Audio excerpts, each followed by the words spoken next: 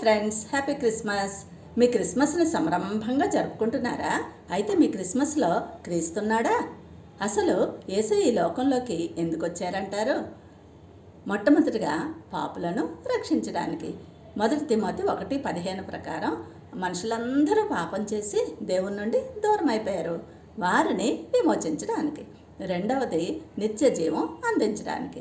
యోహాను సువార్త 3:16 వలె మనం చేసిన పాపములకు శిక్ష అయిన మరణాన్ని తాను పొంది మనకు దేవునితో శాశ్వత బంధాన్ని ఇవ్వడానికి. మూడవది దేవుని వాక్యాన్ని నెరవేర్చడానికి.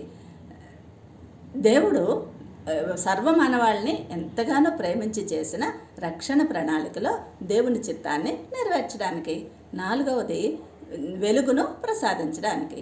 యోహాను సువార్త 8:12 ప్రకారం పాపాంధకారంలో మ్రగ్గిపోతున్న ఈ లోకాన్ని జీవపు వెలుగులోనికి నడిపించడానికి. 5 సత్యమునకు సాక్షిగా.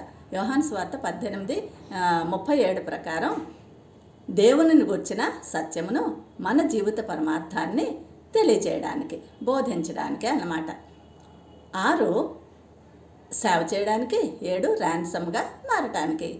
అనగా మార్కు సువార్త 10:45 వలె శక్తిహీనులైన వారందరినీ సేవించడానికి, అనేకులకు ప్రతిగా తన ప్రాణమును విమోచన క్రయధనముగా అర్పించడానికి యేసయ్య ఈ లోకంలోకి దిగి వచ్చారన్నమాట.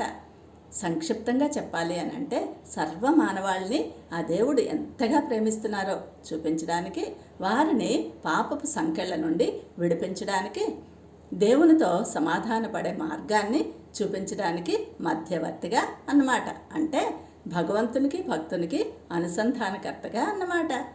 ఫ్రెండ్, అటువంటి యేసయ్యను రక్షకునిగా విశ్వసించు. నిత్య రాజ్యంలో నిశ్చింతగా ఉంటావు. Thank you. God bless you all.